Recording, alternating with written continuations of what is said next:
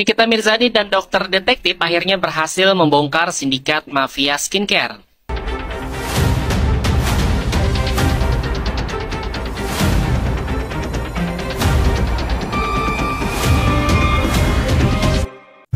Wah, ini nih.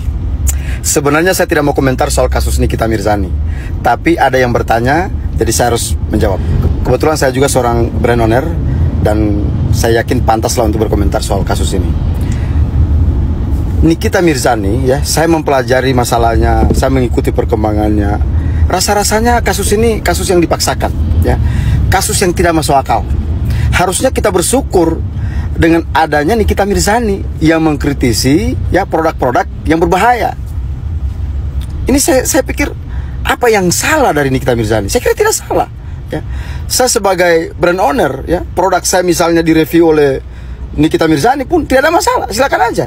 Karena itu bentuk perlindungan terhadap konsumen, ya. Sekarang ini saya heran, ya, kok bisa proses hukum ini bisa berjalan, ya. Bisa ada tersangka, bisa ada terdakwa, ya. Ini aneh, ya. Saya jujur saja, ya, saya tidak kenal Nikita Mirzani dan saya belum pernah ketemu dia, ya. Saya cuma mengetahui dia sebagai seorang artis, tapi saya tidak masuk akal dengan kasus ini, gitu. Tidak masuk akal dengan proses hukum yang sudah berjalan ini. Ya, bagaimana mungkin seseorang, ya, yang berjasa melindungi konsumen harus dihukum karena mereview suatu produk, ya kan? Ini logikanya di mana? Karena itu saya meminta kepada hakim yang sedang menyidangkan kasus ini, tolong berikan keadilan hukum terhadap wanita ini, terhadap Nikita Mirzani ini. Kasihan orang, masalah-masalah seperti ini, aduh. Sedangkan terhadap artis saja, ya, yang bisa saja melakukan perlawanan bisa dikriminalisasi. Ya, bagaimana dengan masyarakat yang ada di Sulawesi sana, di Papua sana, di Sumatera sana, Kalimantan sana, di daerah-daerah pedalaman sana? Bagaimana? Apa kabar dengan mereka? Ampun. Ini bentuk kriminalisasi. Kelihatan kok, kelihatan.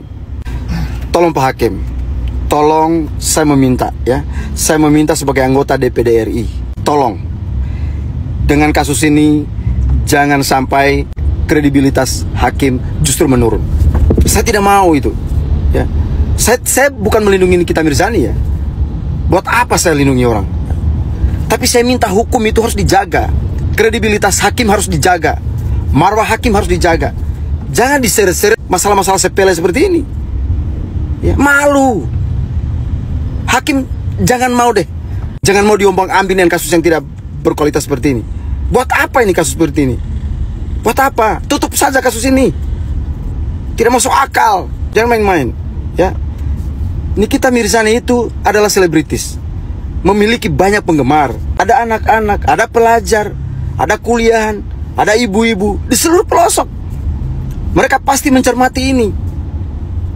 Mereka pasti melihat dan menyaksikan secara langsung bahwa proses penegakan hukum itu berantakan. Ini berbahaya. Tolong berikan keadilan untuk Nikita Mirzani. Nikita Mirzani dan dokter detektif akhirnya berhasil membongkar sindikat mafia skincare. Perlahan tapi pasti. Ya, itu sih menurut pendukung Nikita Mirzani dan dokter detektif, ya. Tapi menurut kalian sendiri gimana nih? Nggak usah dijawab dulu deh. Nah, yang pasti kini BPOM akhirnya mulai menunjukkan taringnya di tengah perseteruan hukum yang melibatkan Nikita Mirzani, dokter detektif, dan sederet pihak lainnya. Jadi sahabat cendol, mari kita lihat cuplikan berikut ini. Pernah cekot, tapi di salah satunya itu ada yang polosan. Aisyah tahu nggak produk tersebut? Yang mana nih? Ada produk yang salah satunya itu MC judulnya, itu polosan. Itu dari cuplikan tersebut, pertanyaannya, apakah produk skincare dengan tulisan MC yang dimaksud oleh Dr. Richard Lee itu sama dengan produknya Sela Saukia yang kemarin dirilis BPOM sebagai krim berbahaya mengandung hidroquinone? Saya cuma bertanya loh, ya, ini hanya bertanya. Kalau emang benar, berarti produk itu adalah produk yang dulu sempat dibahas oleh dokter detektif, ya, dan membuat beliau diduga dipersekusi oleh pihak Sela Saukia. Nah, yang paling bikin heran nih sahabat channel, ya, saat BPOM resmi merilis produk MC sebagai skincare abal-abal dan berbahaya, ya, banyak oknum yang langsung membuat klarifikasi bahwa itu bukan produk Sela Saukia. Alasannya ya karena nama Selesaukia tidak tercantum di rilis BPOM. Oke lah, kita percaya aja ya. Tapi logika sederhananya nih Sobat Cendol, kalau produknya ilegal dan memang niatnya ngedagangin barang beracun secara bebas ya, emang iya penjahatnya bakal nulis nama di kemasan. Produced by saya si penjual bodong misalnya. Yang paling menyedihkan kalian tahu nggak Sobat Cendol, ada oknum dokter yang rajin ngetekin orang ya, termasuk nge-mention netizen Es Cendol.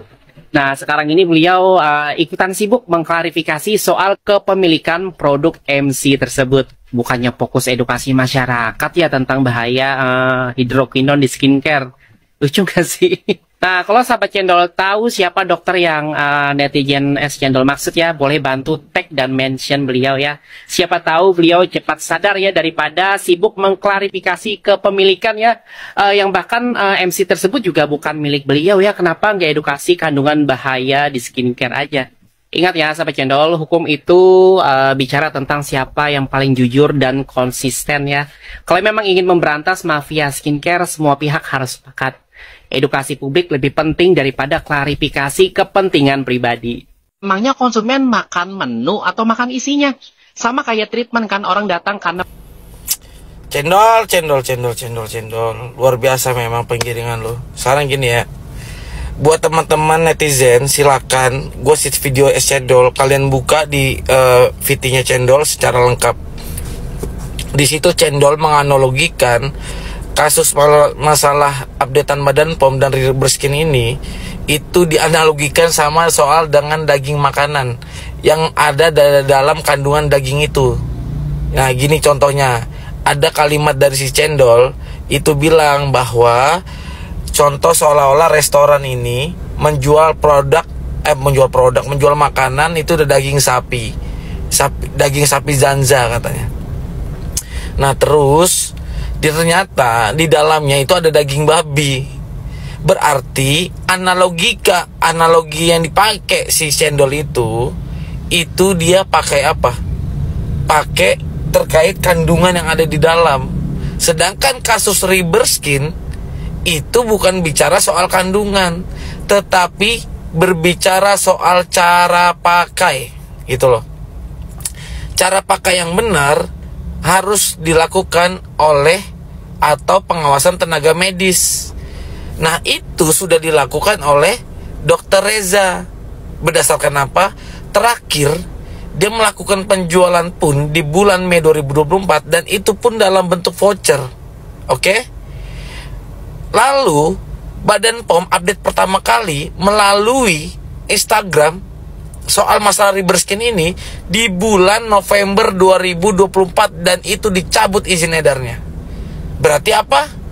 Berarti apa yang dilakukan Glavitsia untuk menjual dalam bentuk treatment ataupun voucher tidak menyalahi aturan, karena masyarakat ataupun termasuk Glavitsia-nya itu sendiri baru tahu di bulan November 2024. Setelah itu kan udah nggak ada lagi memang. Bahkan saat dari Mei itu udah nggak ada lagi lakukan penjualan. Oke? Itu. Lalu Badan POM update lagi kemarin pas sebelum sidang itu. Dikatakan bahwa izin edarnya itu telah dicabut dari Februari 2024. Berarti apa? Dibikin mundur nih dari update yang pertama kali. Kita tapi nggak tahu ya, memang secara aturan bakunya tertulisnya itu dicabut kapan izin edar. Tetapi ingat, izin edar itu dicabut berarti sebelumnya telah memenuhi standar izin edar.